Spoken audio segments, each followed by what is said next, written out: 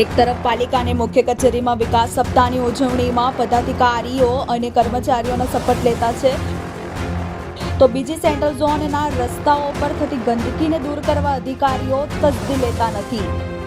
Mayor દ્વારા શપથ કાર્યક્રમ તો યોજાયો, પણ કેટલી હદે અધિકારીઓ ખરા ઉતરી રહ્યા છે તે દેખાઈ રહ્યું છે. નવસારી બજાર પાસે ખરાબ થયેલી શાકભાજીના ઢગલા નજરે પડે છે, ત્યારે આરોગ્ય વિભાગ આંધળો બની બેઠો છે.